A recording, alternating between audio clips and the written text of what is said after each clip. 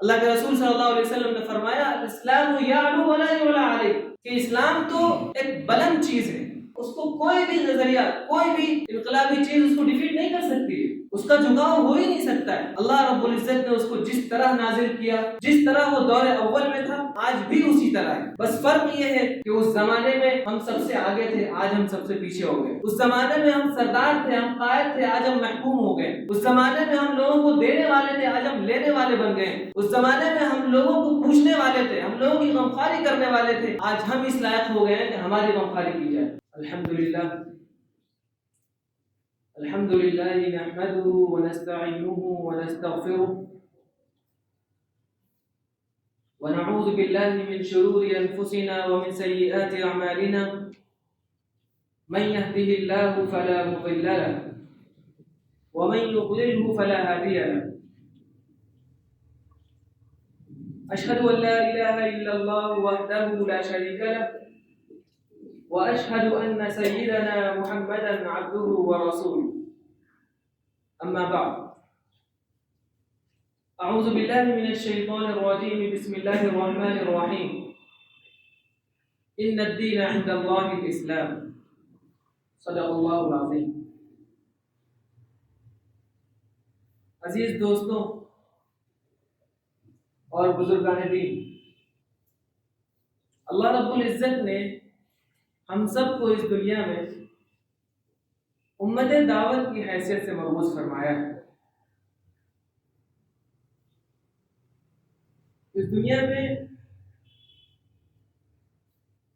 جتنی بھی قومیں بستی ہیں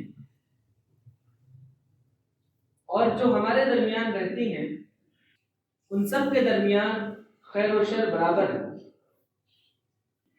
اللہ رب العزت نے خیر کو بھی پیدا کیا ہے اور شر کو بھی پیدا فرمایا ہے۔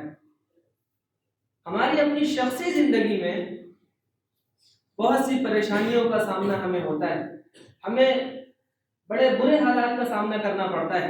ہم چھوٹے سے لے کر جوانی تک جب آتے ہیں، سیٹلمنٹ کے لیے ہم اتنی تگ و دو کرتے ہیں، اتنی مشکلات سے گزرتے ہیں، لیکن ان سب کو اپنے مفاد کے لیے برداشت کرتے ہیں، اور پھر ایک راحت کا مرحلہ ہمارے لیے آتا ہے۔ ایسے ہی جب قوموں کو پریشانیوں کا سامنا کرنا پڑتا ہے، جب ان کو برے دور کا سامنا کرنا پڑتا ہے، جب ان پر پریشانیاں آتی ہیں، تو یہ دور بہت تکلیف دہ ہوتا ہے۔ ایک شخص اپنی شخصی تکلیفوں کو، جو اس پر چیزیں گزر رہی ہیں، وہ برداشت کر لے جاتا ہے، لیکن قوموں پر جو گزرتی، قوموں پر جو قحط رجال کا شکوہ ہوتا ہے، قوموں پر جو سخت سے سخت حالات آتے ہیں، پھر اس کا کوئی پرسان حال نہیں ہوتا، دوبارہ عظمت رفتہ کی بحالی کا کوئی سامان فراہم نہیں ہوتا، یہ وقت بہت مشکل ہوتا ہے۔ ہم جب اللہ کے رسول صلی اللہ علیہ وسلم سے، ان کی بعثت سے قبل کا زمانہ دیکھتے ہیں، تو ہر طرف پریشانیاں، بے چینیاں، گناہوں میں لوگ ملوث، شراب نوشی کا دور، ایک افراتفری ہر طرف مچی ہوئی، انسانیت سسک رہی ہے، ہر طرف لوگ ایک دوسرے سے لڑ رہے ہیں، ایک دوسرے کے حقوق مان رہے ہیں۔ لیکن جب اللہ کے رسول صلی اللہ علیہ وسلم اس دنیا میں رحمت بن کر کے آتے ہیں، تو وہ افراد جو کل ایک دوسرے کے خون کے پیاسے تھے، آج ایک دوسرے سے محبت کرنے والے بن جاتے ہیں، ایک دوسرے کے ساتھ شفقت کا معاملہ کرنے والے بن جاتے ہیں۔ جو ایک دوسرے سے کسی کو آپس میں سبقت کرنے نہیں دیتے تھے، آج وہ ان کا استقبال کرتے ہیں اور کہتے ہیں کہ میرا پورا آدھا خزانہ، میرا پورا آدھا مال آپ کے لیے۔ یہ وہ ماحول اللہ کے رسول صلی اللہ علیہ وسلم نے بنایا، اور اپنی جو 63 سالہ ان کی زندگی، جو محنت کی، اس کے نتیجے میں یہ ماحول فراہم ہوا۔ اللہ کے رسول صلی اللہ علیہ وسلم کے بعد کا زمانہ، جب تک لوگ اللہ کے رسول کی تعلیمات اور اللہ کی کتاب سے جب تک لوگ وابستہ رہے، تب تک یہ دور قائم رہا۔ آپ دیکھیے کہ اس زمانے میں مسلمانوں کی معاشیت کیسی تھی، ان کا سماج کیسا تھا، ان کی فوجی طاقت کیسی تھی، ان کے درمیان انصاف کیسا تھا۔ آپ جب مامون رشید کا واقعہ پڑھیں، ان کی تاریخ دیکھیں، تو ایک واقعہ ملتا ہے کہ ہارون رشید اپنے باغ میں ٹہل رہے تھے. آپ اس واقعے سے اس زمانے کی اکنامک کا اندازہ لگائیے کہ اس صورتحال کیا تھی. وہ مسلمانوں کی جو حکومت تھی کتنی وسیع تھی. وہ جب ٹہلتے ہیں اپنے باغ میں اور ٹہلتے ہوئے بادل کو دیکھتے ہیں تو کہتے ہیں ایتھا الغمامہ شرقی او غربی امطری حیث ما شئت فسیأتینی خراجها. اے بادل، تم جہاں چاہو، مشرق و مغرب کسی بھی کونے میں تم جا کر کے برسو، اس کا خراج میرے ہی پاس آئے گا. تو اس سے اندازہ لگائیے کہ مسلمانوں کی حکومت کوئی چھوٹی موٹی حکومت نہیں تھی. کسی ایک گاؤں، کسی ایک قریے، کسی بستی، کسی ایک شہر کی حکومت نہیں تھی. پوری دنیا پر اس کی حکمرانی تھی. پھر آپ اس کی فوجی طاقتوں کا، اس کی عسکری طاقتوں کا اندازہ لگائیے. عمر بن عبدالعزیز کا زمانہ ہے اور روم کا بادشاہ جو اپنے وقت کا بہت بڑا بادشاہ تھا، اس نے ایک شخص پر ظلم کیا اور اس کو قید کر کے اس کو سخت سے سخت سزائیں دی. جب عمر بن عبدالعزیز کو اس کی خبر پہنچی تو آپ نے فرمایا، آپ نے ایک خط روانہ کیا، اس میں لکھا اذا بلغک کتابی ھذا، جب یہ خط تم تک پہنچے تو تم اس کو چھوڑ دینا، ورنہ پھر ہم تم سے جنگ کریں گے، ہمارے پاس لشکر. یہ جملہ معمولی جملہ نہیں تھا. اس کا مطلب تھا کہ ان کے پاس طاقت تھی. اس کا مطلب تھا کہ ان کے اندر دینی حمیت تھی. ان کی پرورش، ان کی تربیت اس انداز میں ہوئی تھی کہ وہ اسلام کے لیے سب کچھ جانثار کرنے کو تیار تھے.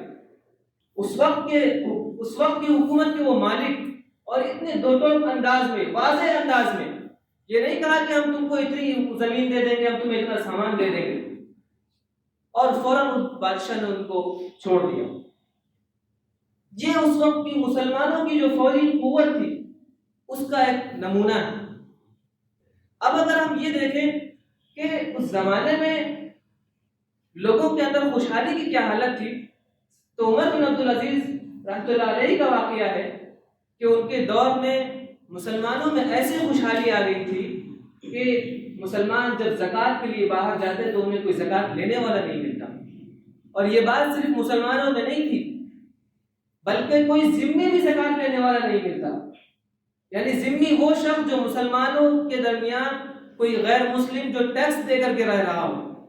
یعنی یہ صورتحال کہ مسلمان بھی خوشحال صرف نہیں تھے بلکہ دیگر قومیں بھی خوشحال تھیں.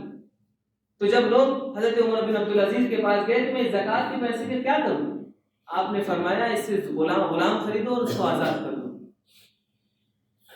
کیا یہ سسٹم، یہ way of life, system of life کوئی دے سکتا ہے اس زمانے میں؟ کیپٹلزم، سوشلزم کسی نے آج کیا دیا ہمیں؟ دنیا میں کتنے نظریات، کتنے انقلابات، کتنی قومیں اٹھتی ہیں اپنے اپنے دعووں کے ساتھ، سب بے سود ہو گئی، سبوں نے اپنی خودکشی کر لی.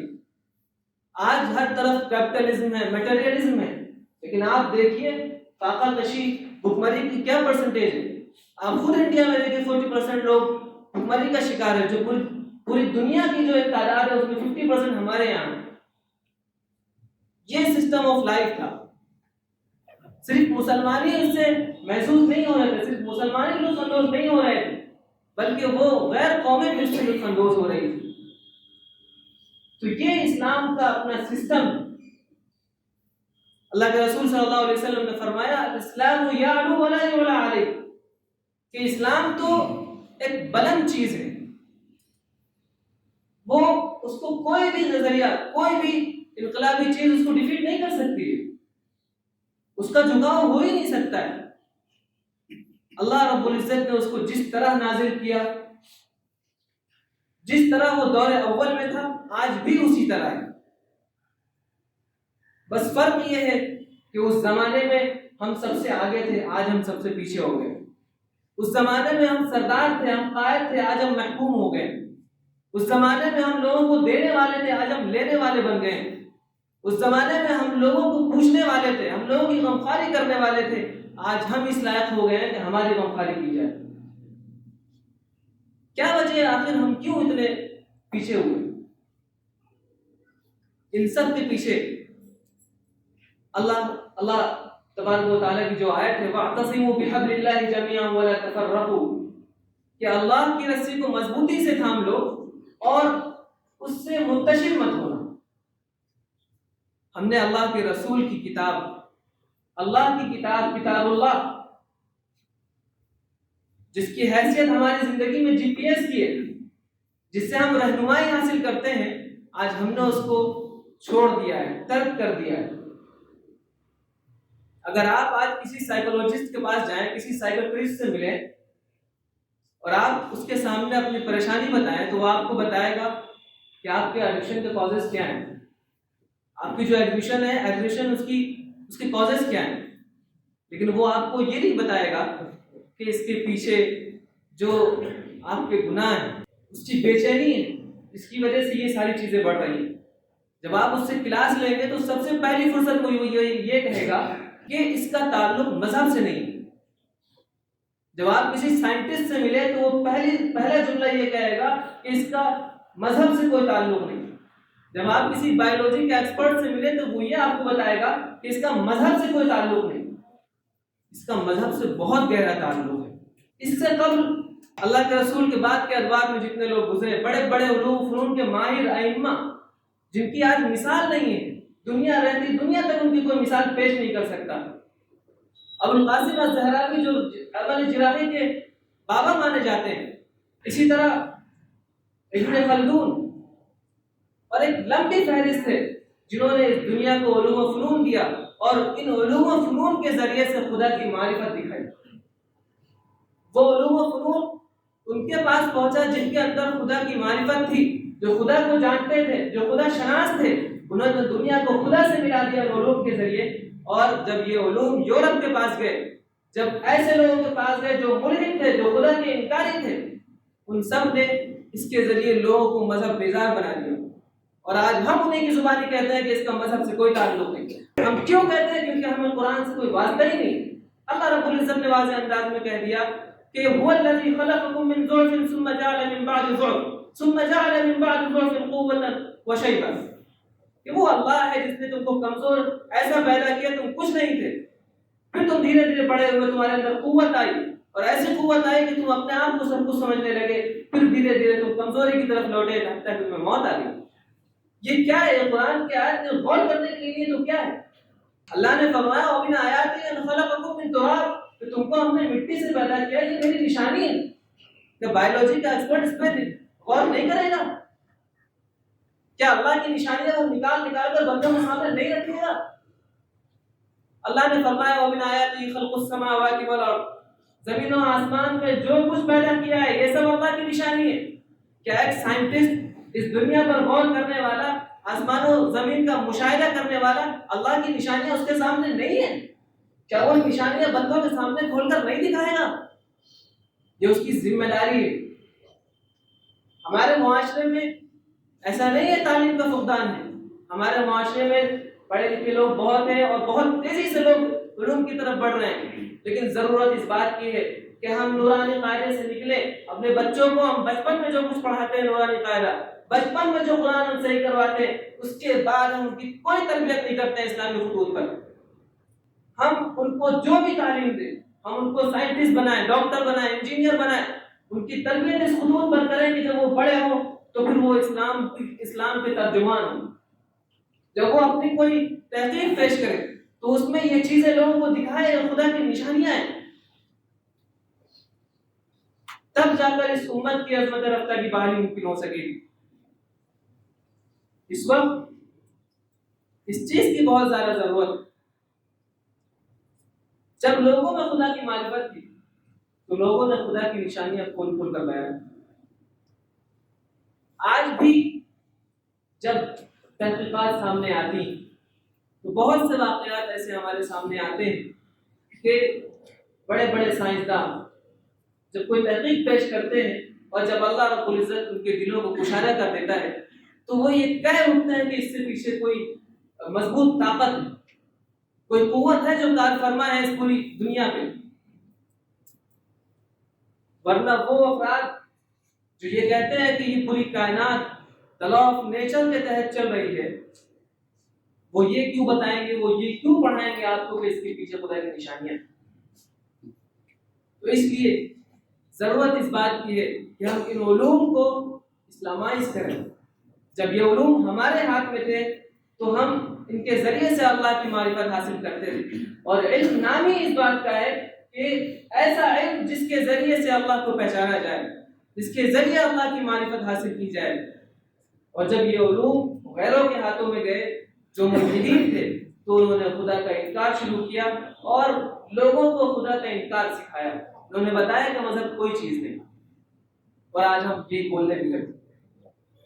تو اس لیے ہمیں ان چیزوں پر غور کرنا چاہیے اور ان چیزوں کو خیال میں لانا چاہیے۔ معزز سامعین، دین اسلام میں اللہ رب العزت نے خلود کی ایک کیفیت رکھی ہے۔ یہ دین کبھی مٹنے والا نہیں ہے۔ یہ دین جیسا شروع میں تھا ویسا آج بھی ہے اور ہمیشہ رہے گا۔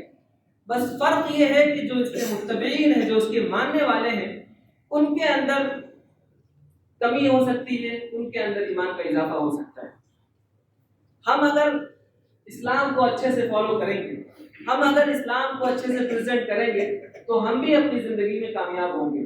لیکن اگر ہم قرآن و سنت کو چھوڑ کر دوسری طرف جائیں گے اور اسلام کو صحیح سے نہ فالو کریں گے، نہ اس کو پریزنٹ کریں گے، تو اس سے ہماری خود کی شخصیت دبے گی اور ہم خود ذلیل ہوں گے۔ اللہ رب العزت نے فرمایا کہ اس اسلام کی جو خلود، اس میں جو بقا ہے، ہمیشگی ہے، یہ کس وجہ سے قائم ہے؟ کیونکہ اللہ رب العزت نے جو قرآن ہمارے درمیان نازل فرمایا اس کے سلسلے میں فرمایا اِنَّا نَحْنُ نَزَّلْنَا الذِّكْرَ وَإِنَّا لَهُ لَحَافِظُونَ، کہ ہم نے اس کو نازل کیا اور ہم ہی اس کی حفاظت کرنے والے ہیں۔ تو اس کی حفاظت کن کے ذریعے ہوگی؟ جو اہل قرآن ہے، جو امت قرآن۔ تو قرآن سے ہمارا رشتہ ہے، اس لیے اللہ رب العزت نے ہمیں باقی رکھا ہے۔ ہمیں قرآن سے جڑے رہنا چاہیے۔ ہمیں جب بھی جس طرح کی ضرورت ہو، اپنے بچوں کی تربیت کی ضرورت ہو، ہمیں کسی کے حقوق دیکھنے ہو، تو ہمیں قرآن سے رہنمائی حاصل کرنی چاہیے۔ قرآن سب کے لیے، قرآن میں تدبر سب کے لیے فرض ہے۔ ہمیں دیکھنا چاہیے کہ ہمیں کس طرح کی گائیڈنس چاہیے، اس حساب سے قرآن سے ہمیں اس طرح کی گائیڈنس لینی چاہیے۔ اللہ کے رسول صلی اللہ علیہ وسلم نے فرمایا لا تجتمع امتی علی ضالۃ ابدا، کہ میری امت اجتماعی طور پر کبھی بھی گمراہی کی طرف گامزن نہیں ہو سکتی۔ امت میں ہمیشہ ایسے افراد رہے، ہمیشہ ایسے کچھ لوگ رہے ہیں جو حق پر رہے اور امت کی رہنمائی کا سامان فراہم کرتے رہے۔ ہر دور میں، ہر صدی میں اللہ رب العزت نے ایسے ائمہ، ایسے مجددین، ایسے علماء پیدا فرمائے کہ جنہوں نے اس امت کو باقی رکھا، اس امت کی تعلیمات کو پہنچایا اور اس کی روح کو سلامت رکھا۔ تو اس لیے اس امت کی جو خلود ہے، اس کی جو بقا ہے، وہ قرآن سے ہے۔ اگر ہم قرآن سے اپنا رشتہ جوڑیں گے اور قرآن کو اپنی زندگی میں برقرار رہیں گے تو ہم بھی سلامت رہیں گے اور ہمارا دین بھی قائم رہے گا۔ اللہ رب العزت ہم سب کو قرآن کریم کو اپنی زندگی میں اتارنے والا بنائے اور اس پر عمل کرنے کی توفیق نصیب کرے۔